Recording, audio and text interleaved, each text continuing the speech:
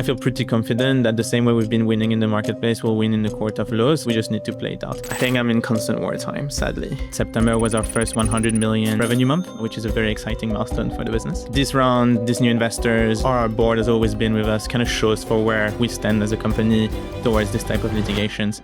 Ready to go?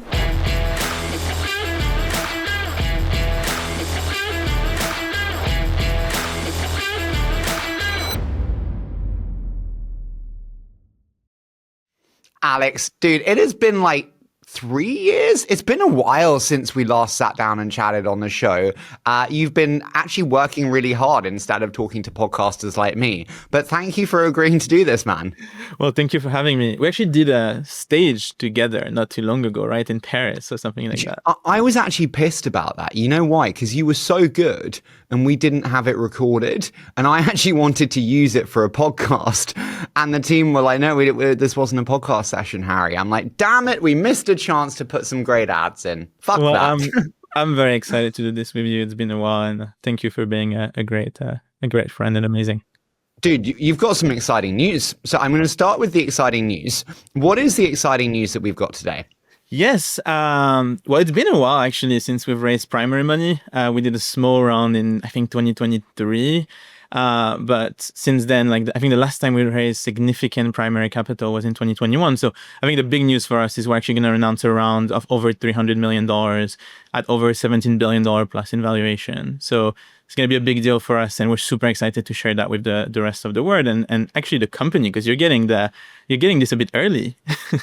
Dude, I'm thrilled and honored. Really, I was so touched when you said that, we could do this. Over 300 at over 17. Who's doing the round, dude? So I'm genuinely so excited about our investors. So it's actually co-led by three investors. The first one is Ribbit Capital, which is our new investor. It's actually the first time that they invest into Deel. And maybe we'll talk about this after, but I've been, I actually love the team there. I've been trying to get them to invest into Deel since our Series A, I think, actually. And then by our amazing and long-standing investors from Andreessen Horowitz and Coatue. So three of them actually are co-leading this round. I got you. Fantastic. By the way, I love Ribbit dearly. Nick and Mickey are some of my favorites. Three great investors there. Dude, massive congrats. Why was now the time to do it, by the way? Yeah, and it's quite interesting because Deel has been a profitable company for 3 years now. So we've been generating cash, which is always a great thing to do.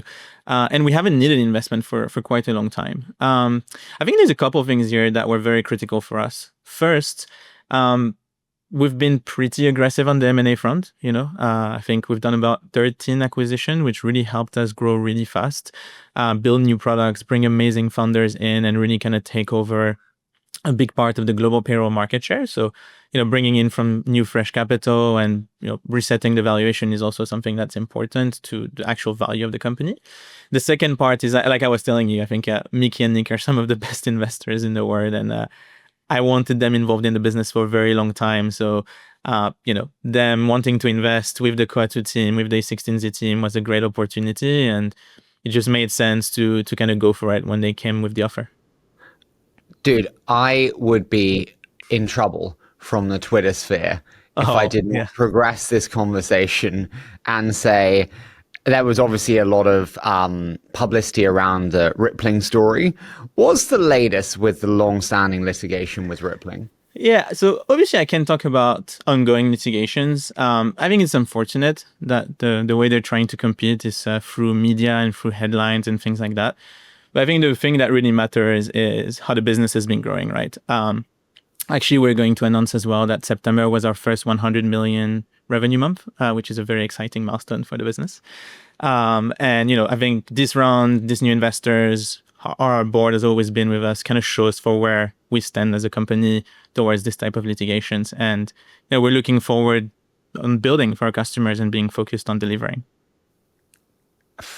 It's so hard, dude, because I just have questions that come up mid conversation. I'm like, am I getting in trouble for this? Do you ever feel like you are chastised for not being a Valley company? And what I mean by that is Rippling have the Silicon Valley Illuminati around them. And in the same way for me, there are some media companies, which I'm not going to name because they'll hate me for it, but they just have the Silicon Valley, the Collisons and the YCs around them, which anoint them. and I feel chastised for not being there and not being in their circles. Do you feel the rippling inner circle and Deel outside of it? So I think I can't really comment on rippling. I would say that we're kind of in the middle. We're not. I'm not a Silicon Valley based founder, but we do have Y Combinator as an investor, right? They were one of our early backers. So I would say that there is advantages into being in the Valley, right? I think seeing a lot of people and them understanding the business very thoroughly is very important. I think a good example for us is looking at Deel from outside of the Valley. A lot of people, we kind of went, you're the hero until you kind of become the villain, and then back to the hero story, because people were kind of looking at us thinking, they're growing so fast, it's so amazing. They're growing so fast, it's so amazing. How are they growing so fast, right? And if you're not in the Valley and people don't understand you, they can, have a lot of questions. And, if you're not there to answer them, you're not in the side conversation, it's a bit harder. Not that it matters, to be honest, because it hasn't mattered to us. I actually think a good learning for me is pros and cons on this. I'm not 100% sure how I feel towards it, but the fact that we didn't raise money since 2021, if you were not really counting 2023, means that I actually didn't spend a lot of time with investors. So no one actually knew our numbers apart from our shareholders. We've been buying every single secondary on the market every single time they could. So a lot of people were kind of looking at us announcing 1 billion in ARR and being like, what's going on there? We don't really understand it. So, it was, I think maybe that would have been a good learning opportunity to spending more time with investors on my side, just that they really understand how fast we're growing and why we're actually growing, which is the most important part. I see it with one of our companies, also Air Wallets, which is an incredible business. I love Jack. Love Jack too. And the business is one of the best businesses that I don't think people know enough about. But because it's not in the Valley. Job. I'd say it's kind of a mix, right? Because as a founder, you want to be super focused on your business. But if you look at Jack's growth, it's outstanding, right? And you're thinking, okay, it's an Australian founder, not based in the Valley. How is this business growing as fast when some similar businesses in the US are not growing as fast?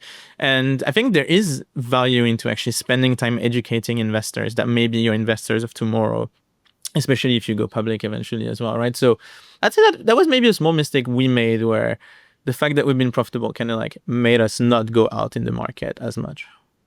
Can I ask you, in terms of lessons, if we're honest, what have you learned about playing offense versus defense in terms of going through this public dispute as a CEO?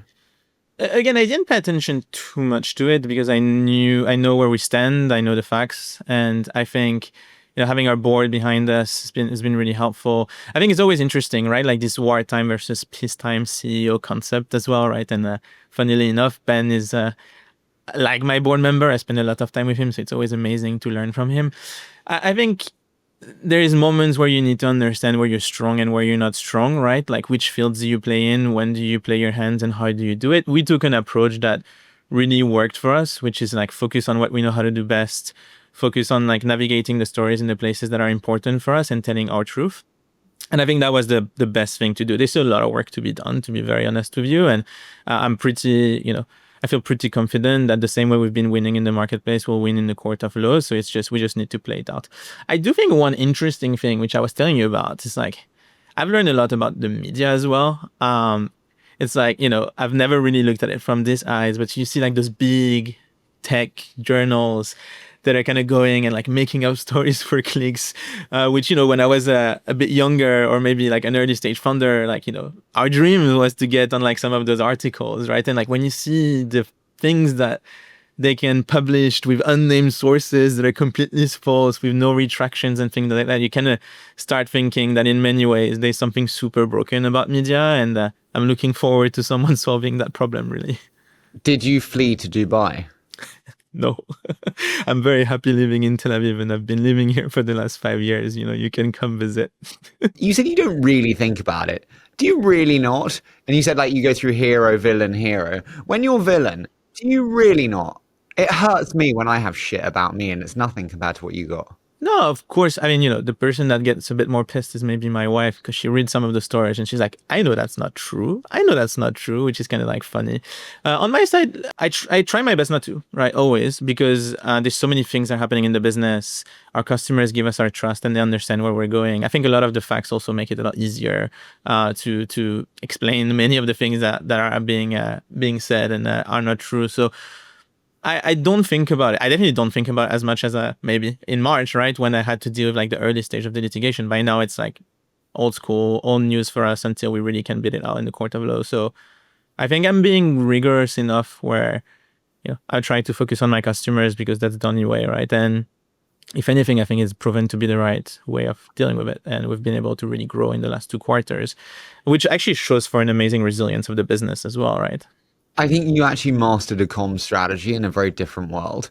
And I don't know if this was I'm sure it was deliberate and thought through. But when you think about the cadence of comms today, when OpenAI gets a $100 billion investment from NVIDIA, it's super interesting for 30 minutes. And then it's like, what next? And the speed of news cycles is so fast. The best way to get over something is to say nothing. The worst thing to do is to start a response. And then it becomes something. That's a desperately bad mistake. Yeah, there's different ways of dealing with this in general. I think my stance is, when I feel right in my shoes and I know what I'm doing, I know where we're going. There's no point in trying to fight useless battles, right? Like, let's win in the court of law. Let's put this behind us. Just like, I don't know if you saw, but we had something in January, a similar lawsuit, that we believe came from a similar company. And, putting that to bed was the best way of showing that we know what we're doing and we're doing great. So I spoke to many of your investors before. How was that? Yasmin, yeah, it was great. Honestly, it was super lovely because I know most of them already. But like Yasmin, Anish, many more. And they all said that you're the most hands-on CEO that they work with. And dude, like I introduced you to a Project Europe company. For context, this is like 2-3 teenagers building an amazing business. And I'm like, who should I introduce them to on your team? And you're like, me. And I'm like, no, this is like a junior AE job. No disrespect to junior AEs, but like you're the only CEO who would be that hands-on. And they said you're the most hands-on CEO they work with. How do you respond when you think about how hands-on you are and your approach? So I think being hands-on is very critical for the business as you grow. I think the worst mistake you can make as the company scale is to be too far away from the business to really know what the problems really are. And I think this is kind of like a cultural point for Deel, right? Top down, all of my leaders are hands-on. And then if my leaders are hands-on, middle management is hands-on, and the ICs see this the exact same way. So I think culturally, it's always been very important for us as a business. It's always been very important for me. And it really helped me navigate different paths of growth, new products, or even spotting gaps into the organization, right? I think every company at more than 50, 100 people start having flaws in their designs, in their org, in terms of response time, in terms of how things are happening. And if you are 10,000 feet above, kind of looking down at like the organization, hoping to figure out what's wrong, it just doesn't really work. So even being seen by our customers, because it's not just you, right, and our investor, my customers, I get a lot, it's not that we get that many, but I get people pinging me about, hey, like I have a problem with this, etc. directly. That really does help me have a better view of like what's wrong in the organization in an everyday basis. And when you're growing at the pace where we are, right, like billions in our profitable business, acquisitions, 7,000 people around the world today, like it's very easy to lose sight of what's going on if you're not really hands-on and really focused. Dude, how many direct reports do you have, speaking of being hands-on? Not that many. I'm not Jensen at all. I have like 20 or a little over 20. The thing is, my direct reports are really strong. So I've never had one-on-ones with them. I've never truly had performance reviews with them. I kind of give them continuous feedback all the time, and we talk all the time. We work all the time. And that is, I think, a much better setup from a hierarchy perspective than the traditional, like I only have a few reports and I talk to them on a day-to-day, like on a one-on-one cadence every week or whatever that is. If you don't do one-on-one cadence every week, how do you think about building that continuous information flow, especially when you're not in the office? But how do you have that tight feedback loop together? I speak to them all the time. Literally. If you take any of my reports, they get messages from me or they send me messages every day. My job, the way I view my job is I'm here to enable. So what's broken, what's not working, why is it not working, what can I do to make it better for you? Is it resources? Is it just prioritization? Is it reorging? Like my job is kind of like looking at the different parts of the organization and being present for you to be your best self, right? And do your best work. And being hands-on with them in the problems they see every day really enables me to do that. Dude, 996 and hustle culture is more pronounced than ever before. You said about that kind of work ethic, hunger. How do you feel about the 996 obsession today? I mean, I wish I worked 996. I think I work a little harder than that personally. And I think most of my leadership does too. But I just don't think it works at scale, really, right? Like I think there's moments in the company where you need to push hard, and there's moments where things are a bit more in control. I actually like to break down this in like different organizations. Like not everybody needs to be going at 1,000 miles per hour all the time, right? Some parts of the organization at a very specific moment need to, and as long as you're in control and you're pushing for the right places at the right time, you're not gonna burn through amazing talent, right? So being hands-on is very helpful in there, right? When you're able to say, okay, you know what, like that product is not good enough. Open the war room. Everybody's going to work more than 996 for a couple of weeks to get it ready. That makes a lot of sense to me. If you're just pushing the pedal all the time, you're just not going to do it. You're not going to do yourself a favor, and your team is just not going to work out. Does being rich help you be a better leader? I've done less secondaries than you think, actually. So But I think being rich as an investor makes you a better investor. You see upside, not downside. You're actually able to align more with founders because your career is not on the line. You've already got enough money. It's fine, and you're much more level.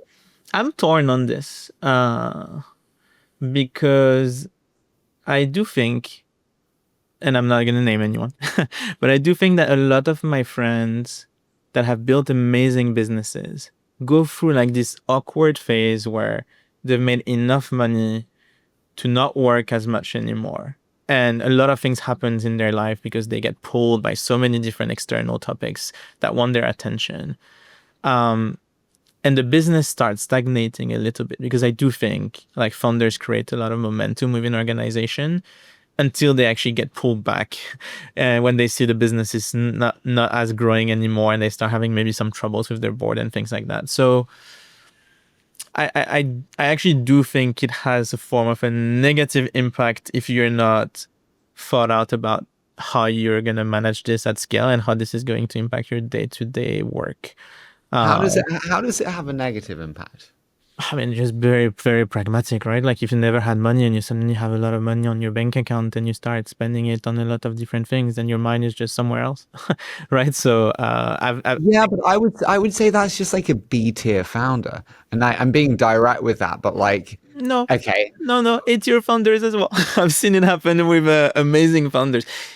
It's easy to get lost, and I think eventually you get a big reminder of why you're here and you get your ass kicked because no matter how many of them has made money, it's typically not as much as it can be a lot of money, but it's not as much as the potential of money they could make over time, right? And there's a lot of people eventually on your cap table that are here to remind you that they've trusted you with a lot of money and they want you to deliver on the promises you have. So I'm pretty fair. Again, if you're very thought out about what it means to you and how you're going to manage this and how it's going to affect your life over time, then it's fine because it is going to affect your life, right?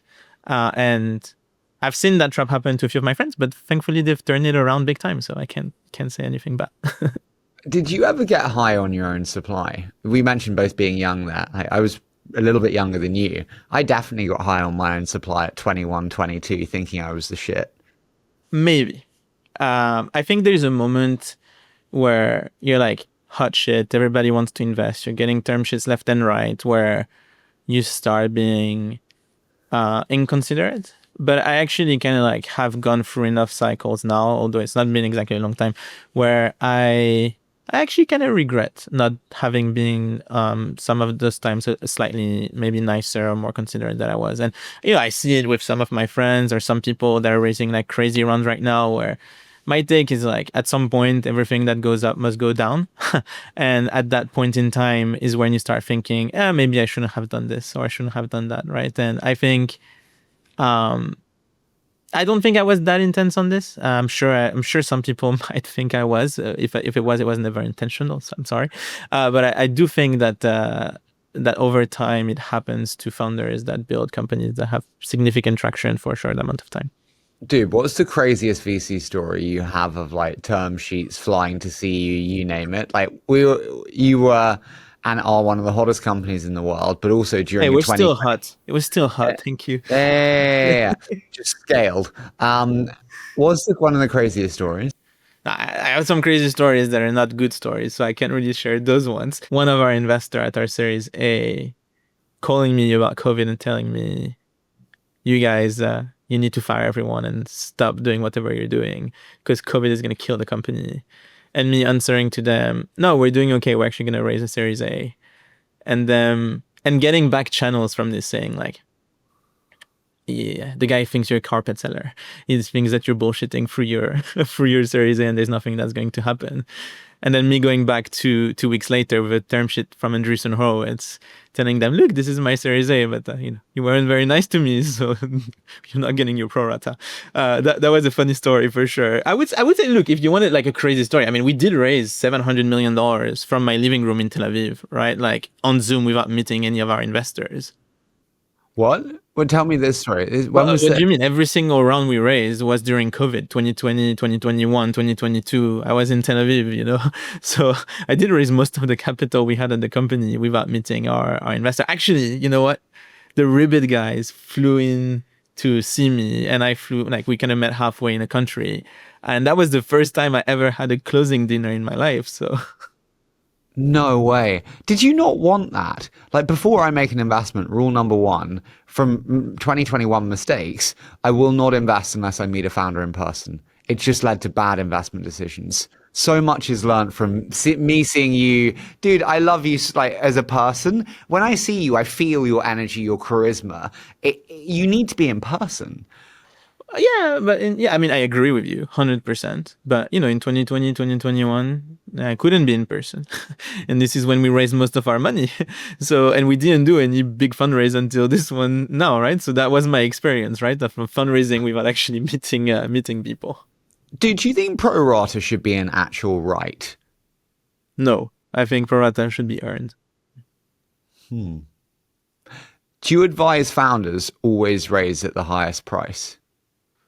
No, because I think M&A is a very valuable option, and I think that the higher you are, the harder it is to get done. And it depends what you want in life, and it depends how big your business is actually going to be.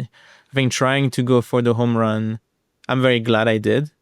In terms of like the ambition, we still have a lot of work to do, but I'm very glad that we went for the billion-dollar valuation and all of those things. It could have backfired as well. So I think that was much more naive from my part, which worked out okay.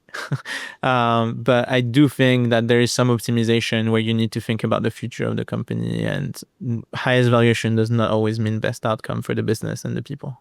Do you think venture investors do actually add value? I mean, I think Andreessen Horowitz has been adding tremendous value. And I'm not saying that for like, they help me find board members, they help me place amazing people in the business. I think general Have companies. Andreessen been the best?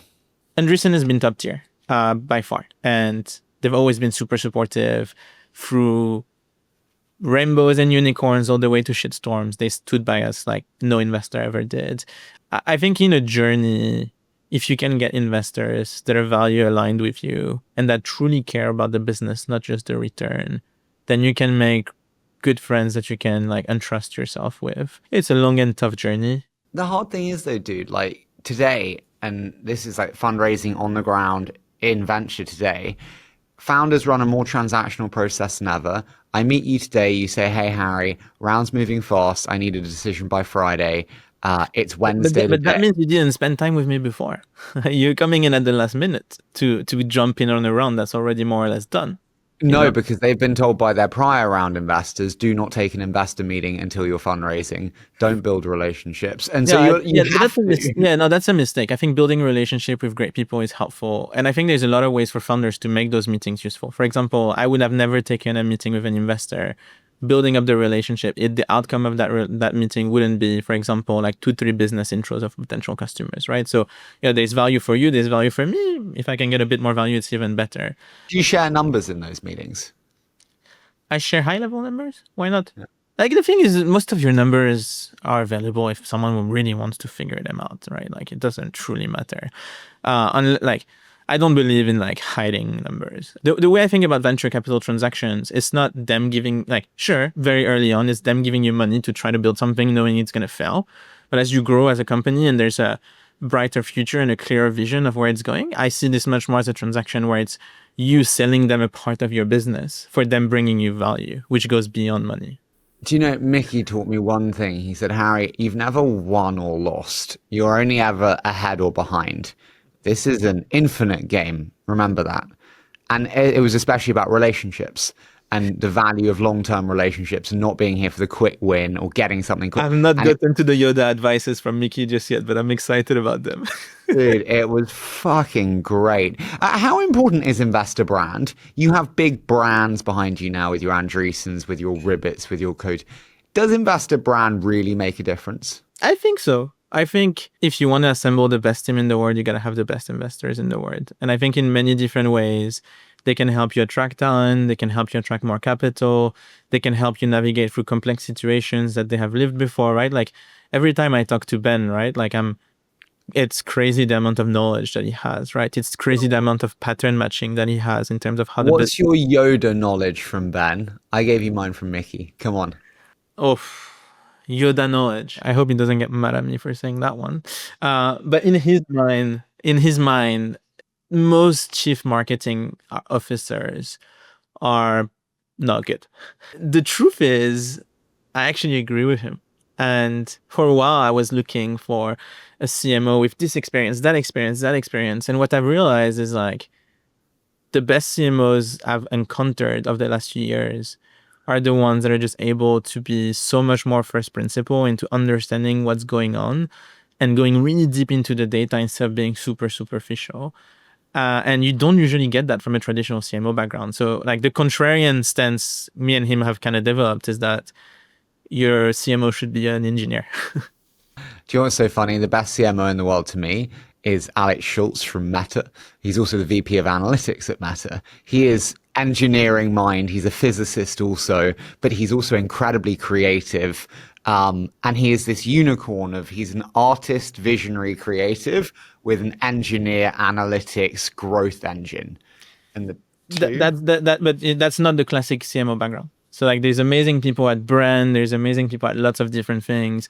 I think if you want to efficiently drive marketing strategy at like a high intense growth company, you gotta be much more engineering background, right? Like I was sitting with the CMO of Wiz, who is like, I think one of the strongest CMOs I've met in a long time. You should probably interview her. She's like Asaf's magic weapon. I'm writing it down now. Yeah. Yes. And like the way she just fought through some things that are just accepted in marketing, right? Oh, we're spending X amount of money on paid ads and that's returning X. Kind of like, taking over the role, kind of going back and saying, okay, that is a lot of money. Let's go back. Let's understand. Let's deeply understand how this works.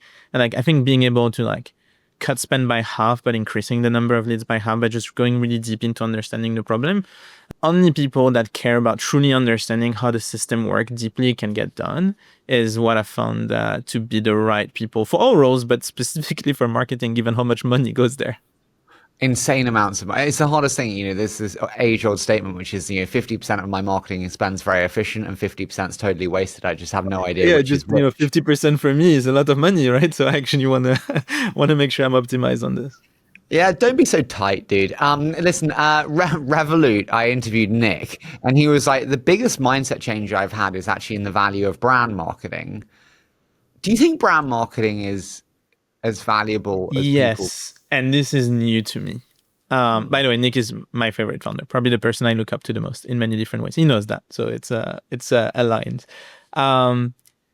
Yes, 1,000%, but now, not before. So I think when I look at Deel and growth over the next few years, the only way for us to be what I think we can be, which is $100 billion plus company that truly changes how HR and payroll is perceived and really disrupts this whole market, is for a brand to be aligned and for the brand to be much more known, right? And that didn't actually matter to me 2-3 years ago. But today, when I see the path to get to the numbers we want, which is not insane, by the way. Like what I love to tell investors is like, okay, today we have you done any consumer deals, or are you like anti-consumer? No, I've done consumer deals. Okay. Like, what would you say to, like, if I was a company coming to you and telling you, okay, today we have 1.5 million people getting paid on Deel. We're going to get this to 10 million people. Like, would you think that's crazy? No. Okay. So 10 million people, given that today we're over a billion in ARR, would mean like quite a bit more revenue, right? So given Well, this, but basically, you need to get to 10 billion in ARR to be the $100 billion company that exactly. you want. But you can also push that even further. Like, again, consumer investors. If I was telling you that we will do payroll for 100 million people over the next few years, it's not that crazy. Well, it's quite crazy. That's actually harder to believe when you actually look at TAM and when you look What at do you mean? Everyone needs payroll. Every single person in the world gets payrolled almost, right? Like, okay, maybe not every single person in the world, but most people in the world get payrolled, right? yeah. I mean, there's like actually That's your TAM. Every single worker in the world. yes and no. Like, I don't think it works for all parts of all companies. One, it doesn't work for all geographies. Two, you're not working in Japanese agriculture, my friend. You're not I working. do payroll for oil and gas, for agriculture companies, for airlines. You're wrong. We do payroll for a lot of people. And then you actually look at assumptions on like market take. Like, there's always going to be, okay, let's do this. In 5 years' time, what does the market map look like? Is there like one winner who gets 80%, or is this like a 25, 25, 25, 25? It depends how much I spend on brand awareness. No, Really? no, it doesn't. Well, we'll see. I think we can be very aggressively winning most of the market. I actually think the gap between 10 to 100 million over the next 5 to 10 years is not that big. If the brand is known, if we build infrastructure that really changes. Where would you most like to spend on brand marketing that you haven't yet? Do you want to do an F1 car? Well, we'll do some of those actually. So you'll see some of them coming already in the works. The thing about brand marketing is I actually don't know the subject well enough. So you're going to have to give me a little bit of time to get educated in terms of how this works properly. And we'll probably make a bunch of mistakes in the meantime, but we're going to try really hard. I do think there's value into F1, into football, into golf and things like that. For us, it's an interesting thing to navigate because like I want to be able to kind of make both sides of the equation happy. So, if we own B2B assets that we can bring, customers at events and things like that, it's great for short, like investing into our customers and getting them to be excited about the company. But at the same time, if I can get the end user and the fans excited, I think there's like a long-term value aligned brand here as well. Where would you most like to cut spend that you haven't cut spend or can't cut spend? At Deel, I would Yeah. love to cut spend on the pure paid marketing side. I think that'd be cool, right? And I think that comes from brand awareness. The bigger your brand, the less you need to pay per leads. So that's very aligned in terms of where we want to go. Obviously, Deel is a very operations heavy business because we have maybe a couple thousand people in operations around the world, and I think over time, with AI and with a lot of the infrastructure we're building, we'll be able to have the best performers stay at the business and reshuffle there a little bit. Where's AI impacted Deel the most? We spoke before about kind of speaking about the future. When you look forward, where do you think AI will impact Deel the most, function-wise?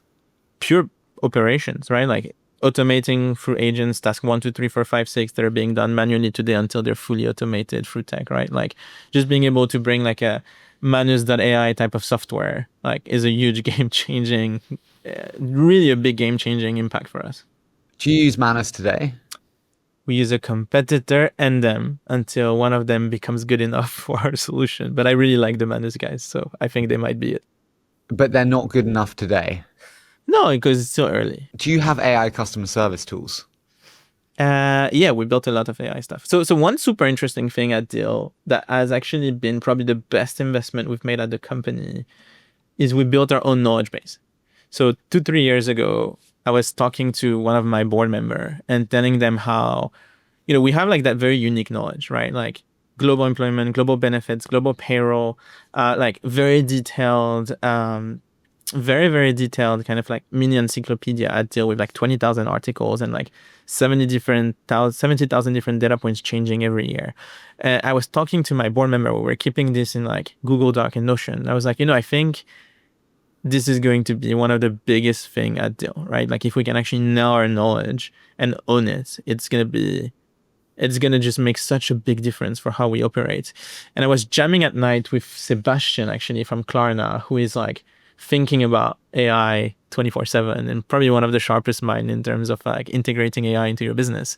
And I was like, Sebastian, I need to do something about this. And he came to me and he said, I'm actually building our own knowledge base inside of Wiki.js internally, and it's working really well. And I'm like, shit, that's actually brilliant, right? Because you can build parameters, you can build your own infrastructure, and then you can layer AI on top of your own data. So you're in full control and there is no hallucination. You actually own the data itself. And we did that like over the last 2 years. And it's probably one of the best investments in the world we could have ever done, because like every single time you come and talk to us, we're able to get the right data almost straight away about the very specific use case you're talking about, which is impossible for most other people to get, What have you not invested in internally that with the benefit of hindsight you would like to have done? I think you learn lessons from mistakes. I think we underinvested in our internal tools and processes. I told you I look up to Nick a lot. And Nick's mantra is build everything. If you own everything, you do everything well. So I don't know if you know, but Revolut builds everything. And I think he's right. I think in many ways, like, software is, a lot of SaaS are not tailored enough to the different applications that we want to build. And owning most of the software makes a significant difference in many different places. But let me give you a very small project that we're very excited about. A very strong example. Over the last year, we built our own Jira-like product internally. So basically like ticket management at scale, because being able to route the right tickets to the right person. So let's say you have a problem, you're a customer, you want to talk to payroll, you want to talk to HR, you want to talk to finance, whatever that is. Being able to write your own tickets is very critical, right? And like no software was really agile enough to be able to do this.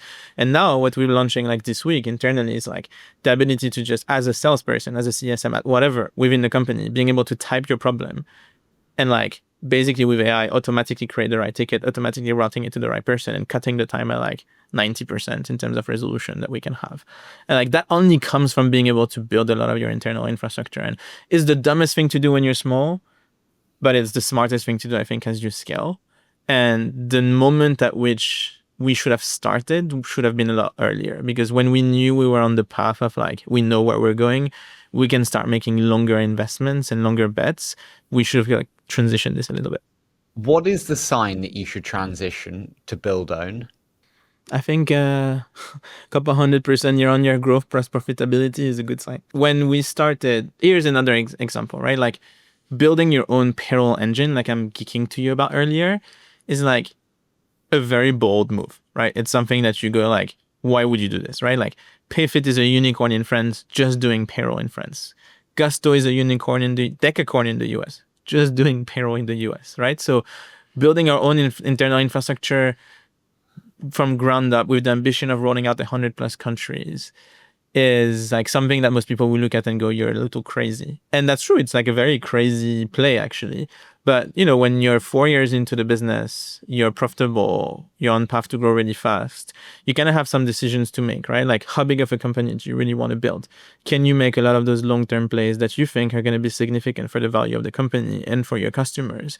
And that's where we kind of got into a place where we're like, okay, do we want to be an acquisition outcome with a great 1, 2, 3 products? Or do we want to actually own the rails, like the actual, like be as close to the metal as possible in a way that no one has ever done before? And I think you can only start making those plays when you are, truly profitable and truly growing at the pace where it's okay to take a couple 100 people and build the infrastructure that's going to serve you tomorrow.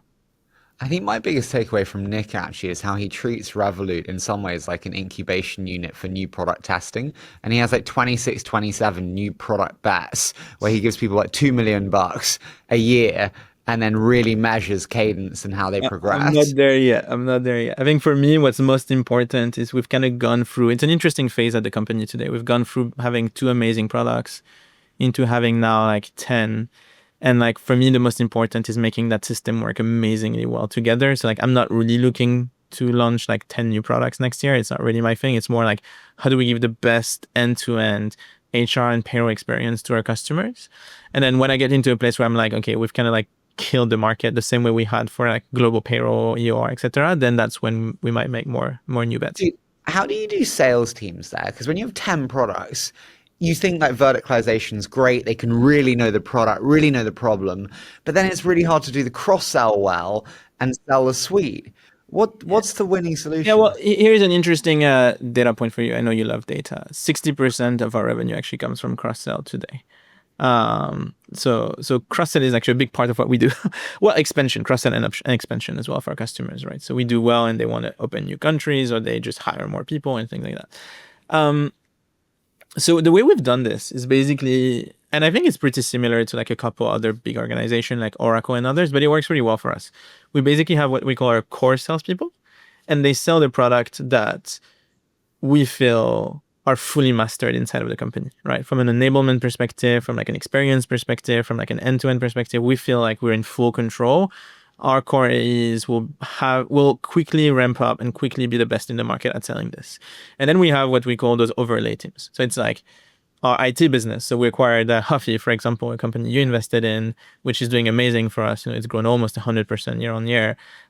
Is very specialized, right? And we're building a lot of IT products. So you have an overlay team that is brought by the core AE team when this is an interesting product for the customers. But at the same time, it's a standalone and a land product. So you can actually have leads that are only interested in this and they will be the ones selling it before moving it to a core AE. And we do this across like all of the different products. So immigration, global payroll, like all of those different products. And like an interesting thing is over time, some of your product become mature enough and your organization and your data and your knowledge becomes mature enough that you can bring some of those products into the core team, right? That's like our holy grail is for things to be so smooth that I can bring one of those products into the core team rather than having overlay AEs on that front. Totally get you. Can I ask you, when you think about building out the sales team, what's been the biggest lesson for you in how you've done it successfully? It is a freaking hard part to scale. One thing I always tell early stage founders, that we did really well actually and really helped us, because if you think about Deel's revenue split today, 50% comes from the US, a little over 35% comes from Europe, and the rest is like kind of rest of the world, and we're growing all parts. One move we did pretty early on is hire salespeople in different geos pretty early on, just to understand the market. So instead of having like a lot of salespeople just in one country, like hiring a few salespeople into other countries and kind of say like, go and figure it out, was really helpful for us because it really helped us ramp up across all markets really fast and having a strong understanding of what's going to work, what's not going to work, and how we should reshape our strategy. For example, we launched Japan 2 years into the business and like it didn't work for the first year and a half. And then eventually we changed country leads with all of the learnings from the first one. And now it's doing really well, right? And all of this kind of happens in parallel where like a lot of people are like, yeah, it's going to defocus you. You shouldn't be doing that. I'm like, hire a sales guy, see if he sells or if she sells. And if they do, amazing. You can ramp up and hire more of them. If they don't, then it's fine. You let them go and change them. I get you, but how do you think about defocusing? I don't think having one person running around when you're like 10 people, 20 people trying to sell something is defocusing. The only thing that can be defocusing is if they come and start telling you, for Brazil, I need this specific thing. For this country, I need that. And here you just say like, no, sell what you have. But I really don't think having salespeople in different places is defocusing. And that really helped us move really fast in shaping go-to-market. Listen, it clearly worked. And so this is a hilarious debate because I know shit and you know everything having lived it. But like, I don't agree. If it works, they need more time and more resources. And if it doesn't, you need to do something about it. So it does objectively defocus you. Like I think of this with our media company today. We could do new shows. We could do different types of shows. We could do politics. We could do consumer, fashion, food. We can defocus, win what we do. When it comes to sell, I don't think there is any defocus, because if they sell, it works. Then if it works, you'd be the happiest person in the world to give them more resources. If it doesn't work, it's okay. You tried. You said 50% US, 35% Europe, 15% out. Yeah, maybe it's 30% Europe, but in those numbers. Kind of ballpark, yeah, circa. When you're at 100 billion market cap, 10 billion in revenue, what are those numbers then? I think it'll be more or less the same. No change. It hasn't changed from 1 million ARR to this stage, so I don't think it will change. That's fascinating. You mentioned Huffy. One really interesting element is 13 acquisitions in 6 years. It's a lot. And all of your board members told me I had to touch on this. And they're really successful, which is also a surprise. Not all really successful, but we've made the most of them. Let's put it that way. Huffy is really successful. Huffy is very successful. This is why you back them in the first place. Yeah, I actually think it can be a $10 billion company. I think Deel IT So basically what we do with acquisitions, we have quite an interesting playbook. I think that's what most of the investors were mentioning you. What we do is we do two types of acquisitions. We either do acquisitions that are core to our market, and then we, in a way, buy the team, buy the revenue, bring them in-house, and kind of, rip and replace their infrastructure with ours pretty fast. And we're pretty good at this, actually. Or we buy smaller companies that are in adjacent domains that we want to get into. And what we usually do is we don't try to patch things together. We take the founders and we rebuild the full infrastructure from ground up. And the way we do this is kind of interesting because it really worked for us. So, theory of sales, most salespeople take 9 months to a year to be comfortable selling a product. And in that process, you're going to have a couple early adopters, which are actually the best people in your organization, that are willing to try to sell something new because they're curious and they want to. And what happens with acquisition and the way we operate is we basically bring the product, rebuild all of the front end inside of Deel while being connected to the back end of the current company. And that happens in like 2 months. So we can basically like launch the product that we've just acquired in the space of 2 months and then give it in the hands of our sales organization so they can start learning how to sell it. In parallel, we're rebuilding the full back end of the product inside of Deel natively. And in the period of like, depending on how complex the product is, it takes us like 3 months to 12 months to rebuild the full backend and migrate all of the customers and all of those things in parallel. But in parallel, your sales org start selling your product. The early adopters see Deel IT and they start selling it. And, it doesn't work as well sometimes, and it takes time to ramp up, it takes time to fix bugs, and they hate you for having sold this. But over time, you learn so much that you can really quickly close the gap and build the best product really, really fast. So that when the organization decides itself that it's ready, which is like usually 9 months later, you can actually start ramping it up and selling it much more aggressively because it's amazing and it really works. If we weren't doing this, you would basically spend 12 months integrating and then start selling and have another delta of like 12 months to be able to really reach the scale that your go-to-market team needs to have. So that like very interesting playbook of like integrating the front end, giving it to your sales org, migrating all the customers in parallel in the back end, like really paid dividends to us. And all of the acquisitions we have grown by like hundreds, if not thousands of % in the last few years. Dude, after 13 acquisitions, you do build a real nose for deal making. And you're a deal maker. I love you for many reasons, but you're a brilliant deal maker. What have been your big lessons on how to price a company when you're buying it? How to incentivize founders with re-ups, with stock, with cash comp? What are those lessons? Yeah, I have one funding principle on this actually, who came to me from my father. So my father in his past life did over 50 plus M&A. That's actually how he grew his business. And one thing he taught me on deal making was the only way to get a great deal done if both parties come out of the equation 5 years later saying, we're happy this deal was actually happened. So structuring the deal in a way that's fair for both sides, and not even if you have the upper hand, right? Making it in a way that like you look back on this and say, hey, you know what? As the founder of the other business, I'm so happy this deal went through is the most important part. So whether it's on retention package, whether it's on like how many people from the team you keep, whether it's on like how brutal you are about the integration, like a lot of the things that go there need to be aligned so that you're optimizing for both sides to be really happy about the deal. And it's not obvious because like a lot of those negotiations, transparently, like we have the upper hand as the company that's buying, right? So we could be assholes and be like, whatever, I'll just get the best deal possible. But sometimes we'll over optimize on like the outcome of the acquisition down the line versus the best deal we could get. Is now a good time to buy?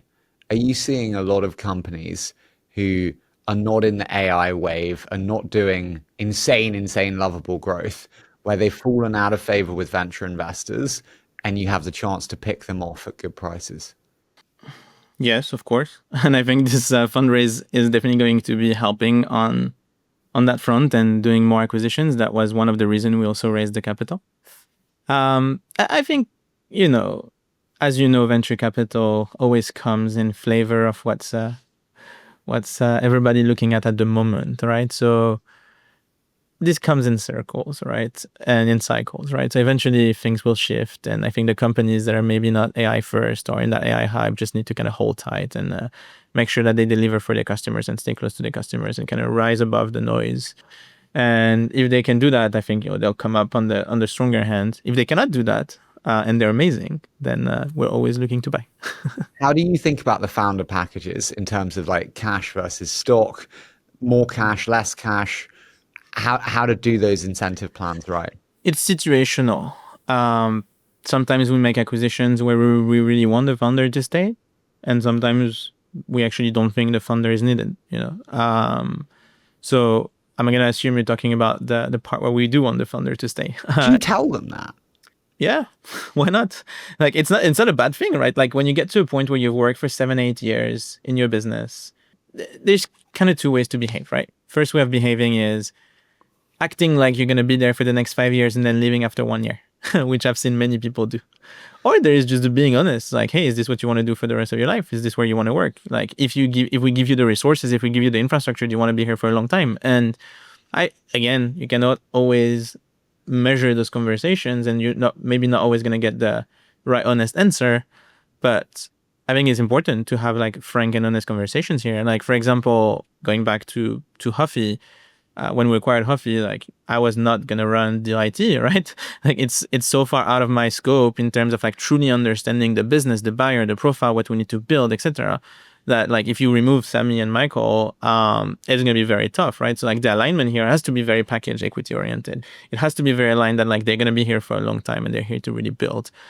Some other companies, it's a bit different where actually, if anything, I don't even need the leadership, right? I just want the customers, the infra, and a few of the things that they have, right? So being very upfront around like, hey, this is what we're going to need just sets you up for a better relationship. This is what I told you before. It's about keeping people happy. I've made the mistake of keeping a founder for a year or two into a business where he wasn't needed anymore. And it's sad. It just doesn't, they lose their grit, they lose their effects, and it just doesn't work out. So having those conversations, I think, is part of creating a deal where both sides of the equation come out happy.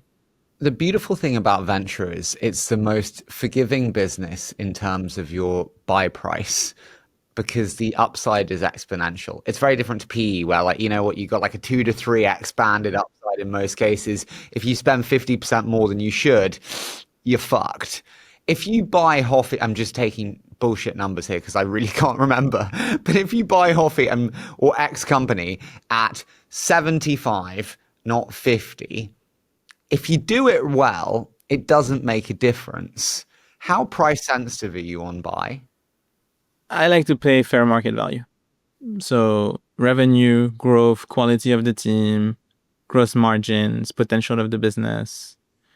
We'll pay depending on like how, and in that case, adding a full new line of business to deal, which is very critical, right? Not just being core product. We'll pay the right price. We won't overpay, we won't underpay, and we're known to pay the fair price. So, if it was between a 50 and 100, I'll go at 75 probably. Stack rank, me and you are in review. What's the number one acquisition you've made? Best performing? In terms of what? Infrastructure, long-term of the business, impact or revenue? It could be either. It could be impact through revenue. It could be impact through infrastructure. But PaySpace. So PaySpace is a company, amazing company. We acquired them about a year plus ago. 15-year-old business. 3 brothers and 1 brother from another mother. That's how they like to talk about themselves. In South Africa. And they basically had been building the payroll infrastructure we wanted to build for the last few years. We looked at every single company in the market, and I have a very aggressive corp dev team, as you may realize, and nothing was good. Most of the infrastructure, most of the technology, most of the teams were very weak. And we just stumbled upon that team in South Africa that not only understood payroll really well, but were forced to build global payroll because South Africa was such a tiny market that they had to expand to all countries in Africa in order to be able to create a real business that can really scale to their ambition. And without realizing, they had built payroll infrastructure that could scale in multiple countries because they were forced into it from the get-go. And we met them and we looked at the product and we said, that is probably one of the best products we've ever seen. We're just going to bring it in-house, give them the resources, and just start building out on top of this, like all of the infrastructure we really need. 1 year into this, we've got infrastructure in Singapore, in Canada, in Australia, in India, in Malaysia, and we're building like 10 to 15 new engines per year. And that is giving such an incredible experience to our customers. If I would have gone into building payroll engines and infrastructure on my own, it would have taken me 5 to 10 years to get it right. That just fast-tracked everything we could do in it literally shortened our timeline by 5+ years in terms of getting it right. How much did you pay for it? Over $100 million. Let's put it that Over way. 100 million. It's a nice rule, which is like you can say over X. Yeah. Over $100 million. Yeah, a bit more than that. But it's like, look, I think long-term strategy of the company, the quality of the founders, of the people, of the product, and how much it helps from an infrastructure perspective, from a gross margin perspective, from an experience perspective, it's probably the Instagram to our Facebook. That's fascinating. Okay, on the flip side, you humbly said not all have worked. I'm not expecting you to name a company. I don't want to shit on it. I won't name them. I'm not expecting you to name a company. Name the founder. Yeah. But like, take me to one that didn't work. And what were the lessons for you from that impacted how you think about the playbook? I think the ones that didn't work were mainly the ones where we said, why not? Instead of hell yeah. So, they come to us and they are at the end of the line. They have some revenue. They have something that's adjacent enough for it to be kind of relevant, but not in scope enough for me to truly care. And, it's there. So you're like, why not? And I've learned a lot from this. So, we get a decent amount of acquisition inbound. If it's not a hell yeah, I just don't go for this anymore. And that was like a big lesson for me. And we did it once, what I would say, we've always managed to make the best out of all of those acquisitions. So if it wasn't a hell yeah, we still most of the time got really, really great talent out of this that shaped the company in many different ways. But now I won't go through the struggle as much. I will just hire the person if I like them. I totally agree with you. How quickly do you know if it's not great? Pretty quickly, yeah. We're pretty aggressive on integration. I think integration, we didn't talk about this, is the most important part of doing M&A really well. And we've got a team that's really good at it. Combining our HR team with our corp dev team and our operations team, I think we can execute really fast on acquisitions and integrations. If there is reluctance from many parts of the business to integrate, it probably means that it was a bad acquisition. 13 acquisitions, 6 years. With the new round, you obviously reset the price. You have kind of more opportunity to buy. In 24 months, what is that? Reset the price to its real value. We could have raised even more and at a higher price too. Yeah, you could do. How much could you have raised at? 20? I could have raised that higher, but not with the people I wanted. There we go. What is the 13 acquisitions in 24 months? We're very opportunistic, right? I want the best founders to join us if we can acquire them and they're really talented. We've been doing, and there'll be some news about this pretty soon actually, consolidation in the market. We're starting to see a lot of companies that raised a lot of money in our space that want to join forces. And we've actually acquired one company that in the UK, a very known company in the UK in our space, and you'll know about it pretty soon. So I'd say, decent chance that we'll do a bunch of them. I wouldn't put a specific number on this, but like 20, like 30, like probably in the next 24 months, between 5 to 10, most likely. Okay. We've already done one, so 9 to go. I can't wait to get offline, and then you can tell me what this is. I don't know if it's one of mine. Is it one of mine? No, it's not one of yours. It's already done, so you would know. I'm going to be honest, you did acquire another one of mine, I think, and I didn't realize until I saw the list of acquisitions. Which one? I think Atlantic Money. Oh, yeah, we did. Yeah. Great example. I mean, they're a great team, and they, brought us licenses in our payment infrastructure. And we're building our payroll infrastructure, we're also building our payment infrastructure. they made us win 2 years in terms of like how fast we could get our structure. You're profitable. Is that a strategic decision? Other players in the space are not.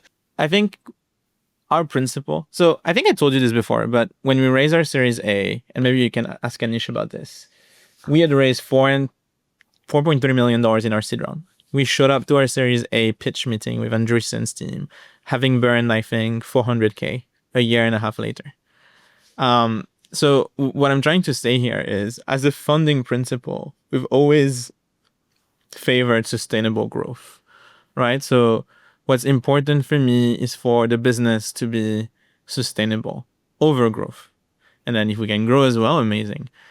And the reason for that is, if I'm a company in HR and I'm burning $300 million a year, I really, as a customer, I really would want to put my team on that platform, because the uncertainties behind it is pretty big, right? And for me, what's most important is to have a long-term partner that can really scale with me. One thing that's interesting in our go-to-market is, as we grew, we started signing like 4 or 5 years deals, right? Or even 7 years deals. Because payroll is something super stable, something you invest in, not something you change every year, right? It's not the type of software that you want to change on a yearly basis.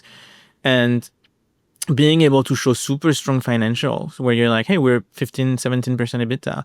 We're generating profit. We've been generating profit for 3 years. It is such a strong signal that you can build with us in the future and for the long term. So it made sense for us. If you look at YC, it's a very valuable source of getting in early. Who gets more YC companies, you or Rippling? I have no idea. I think that YC founders are more and more international, and they move to the Bay Area. So by design, I think a lot of them understand the value of deals straight away and want to hire from back home.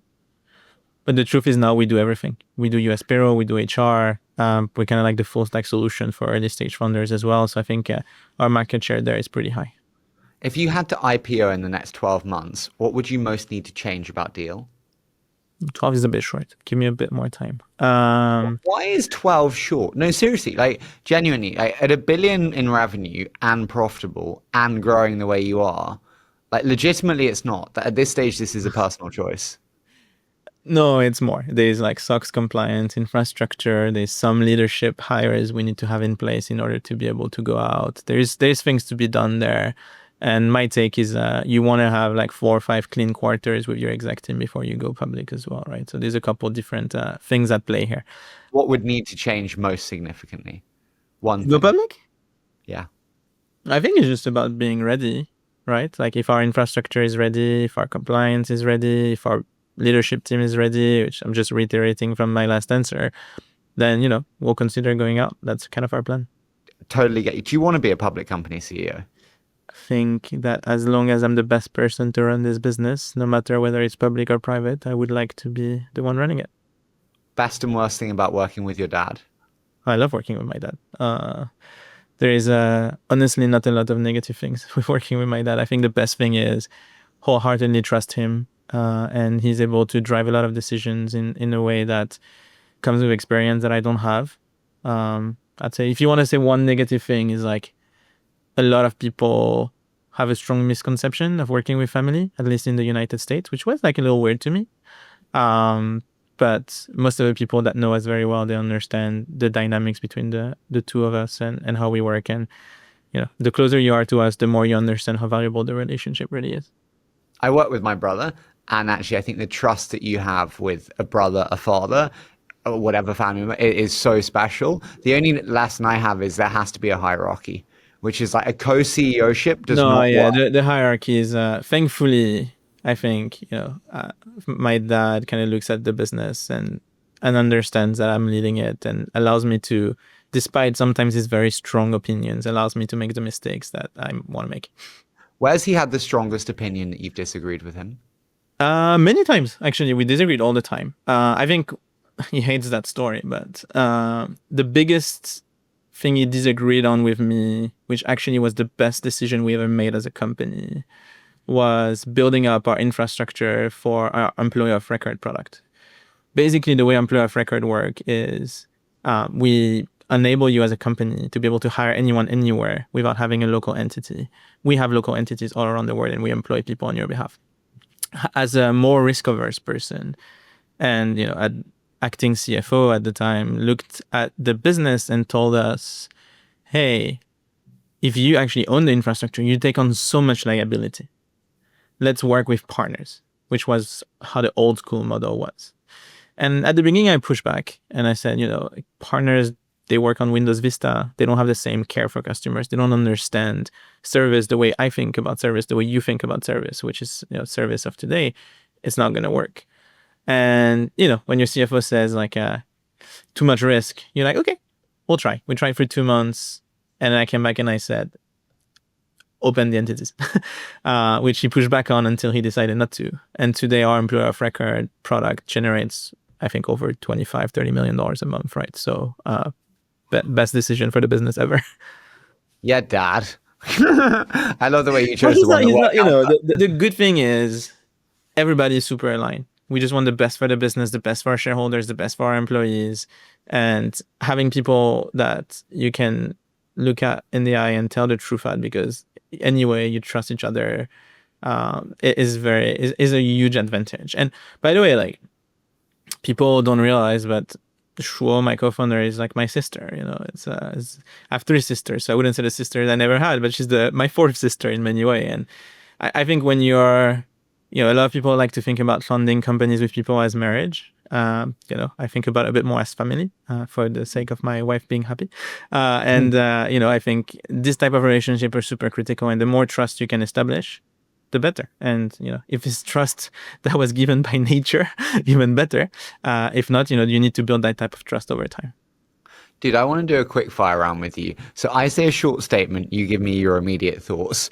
What have you changed your mind on in the last 12 months? Being much more prepared across different topics. So, we had policy situations, litigations, like PR, right? Like, and I think a lot of those things there showed and exposed a lot of things in the company that we hadn't thought about, right? Like, I don't exactly wake up thinking, we need to be really strong at policy, or we need to be really strong at litigation. So we're much more prepared, and we're consistently thinking about where do we need to reinforce ourselves, which is external to purely product and customers experience, which maybe we didn't do as much before. Are you a wartime or a peacetime CEO? I think I'm in constant wartime, sadly. Do you kind of enjoy the fight? Like, is there a masochistic enjoyment? I like fighting people in product and go to market. I want you to kick my ass because you build a better product. But I'm gonna give you a round up for your money because I'm pretty decent at building good products. So I love the fight when it comes to fighting through who is gonna serve our customer better. And I think there's some amazing companies in our space building that way. And all of the money that flew into this space and the quality of the people that we have just makes it a super, super interesting fight. Other fights, just not my style. I'm not a very litigious person. How would you have liked Rippling to behave? Well, I think you should read our lawsuit in Delaware. 3 years of a poor way of competing in the market. You should have a read. Again, I think a lot of those things are tied to old stories and old demons, and we're in the crossroad, but it's okay. It's not deterring us, and we're able to perform for our customers. So it's all that matters. Which founder do you think is most underrated today? I would have said Tarek a year ago from Kalshi. Dude, you introduced me to him like 3 or 4 years ago. Yes, he was one of the most underrated founders I ever knew. And then the guy just turned the hit around like fucking crazy. And he's now one of the most hyped companies in the world. So I've actually learned to love 2 founders that I think are some of the most underrated founders in the world. And I think their companies are amazing, and everything they'll touch in the future will be just as amazing. I don't know if you know them, but the first one is Johannes from Cree. Dude, he's in Project Europe. I met him through Project Europe. He invested in it. What a dude! He's one of the most underrated founder I've met. So, like, very clear thinker. Why do you say that with him? I think he's the right mix of clear thinker, first principle, and at the same time relentless. And he's got that like hands on fire that someone that has built a 4,000 plus people company usually loses. And on the same spirit, I don't know if you know Fred from Voi, but those two guys, I've been falling in love with Swedish tech recently. I think a lot of people have, but I've been falling in love for the last few years. And those are two of the people that I've met that I know are gonna either take those companies to huge numbers or build new businesses that are gonna be just significant. Why have you been falling in love with Swedish tech? I think the mentality of the founder there is really good. I think they're good people, honest people that truly care about building great companies and great product. They're those tall giants but are sweet at the same time. They're in an ecosystem where like it reminds me in many ways of the Israeli ecosystem, where it's a very tight-knit community. Like if you look at the successful Swedish founders as well, right? Like the Klarnas of the world or the Spotifys of the world, like Daniel, Sebastian, they kind of paved the way for those founders to be able to build great companies. And I think they really capitalized on this in a way that no one has before. How do you feel when I say this? I love Fred and Johannes too, but I think they're both in really shitty markets. I bet on the founder, not on the business. Remember? I do, but dude, at scale, you gotta fucking add in some market. No, for sure, but I think they're gonna have very long careers. So, Oh, I agree. And if they're listening, let me do your seed of your next company. Who do you not have on the board that you'd most like to have on the board? well, he's gonna love this. I really, really love Alfred Lin from Sequoia. I've, you know, he's gonna be sad about that one. He passed on my seed round when I had no idea what I was doing. Me and Shu met him in a coffee shop during or right after YC, and I've just learned to know him over the years, and just like I actually think he's one of the best investors in the world. Why? He cares about founders in a way that's very rare, and he understands the businesses a lot more deeply than a lot of board members want to. And I saw that firsthand, right? I mean, Alfred is on the board of Kalshi, and Tarek is a very close friend. And I think the impact Alfred has had on the business is very significant. Same thing for DoorDash and others. I think he's the right mix of sweet, sharp, and well-advised person that has seen things before. And I think he was an operator before as well. Can I ask you, why do you not have Sequoia on the cap table then? Ask him, not me. Sadly, they invested in every competitor you can think of. I have a great relationship with the team. Honestly, I think... Do you mind investors doing competitive investing? Not as much as I used to. Obviously, if you're investing in a competitor that I care about, right, then I cannot share as much as I used to share with you. But I've grown to care less. And in that specific case, I have a great relationship with the Sequoia team. I think Roloff, Sean, Julian, like all of those guys are amazing. And like, I get to work with them in different ways. But if you ask me, like, who would I have wanted on the cap table that I don't have today, it's definitely them, and it's probably definitely Alfred. Final one. When you look forward, I like to end on a tone of optimism. What are you most excited for the next 5 to 10 years? Like, what is like, this gives me fucking energy. Look, the way I think about our business, which a lot of people find super boring, I actually think this is why you passed. Not because you don't think there's a lot of potential into payroll, but because you think it's a boring business. I don't think it's boring, because the way I think about this, and this is what like really drives me, right? When I think about payroll, HR, I think about like such significant moment in the life of people. It's where you get your paycheck. It's where you get your pay slips, your mortgage letter, your business visa, your payments, right? It's where you submit your expenses. So it's like a place that you interact with all the time in like very unique key moments and events in your life. And it's like super disregarded, right? I've never had someone come up to me and tell me, I fucking love my payroll software. It's the best thing I've ever used, right? And I'm like, when you're in such critical moments of the life cycle of people, right? New jobs, like uncertainty, like you can build such a strong relationship with your end users if you actually care to invest into the relationship you have there. And you can create, going back to brand awareness, I think a very, very strong brand where hopefully one day people will tell you, I fucking love my payroll software. Like Deel is the place I want to be hired on, is the place I want to be paid. And that gets me excited, right? Like building the first truly global brand that you love as an end user to get paid on, and that really shares your value and understands your moments, is like what really, in the long term of the business, gets me excited. I got to ask one more. You said critical moments in life. I've just become an uncle, and I Oh, you're love. going into the that direction. Yeah. I just want to ask for my brother.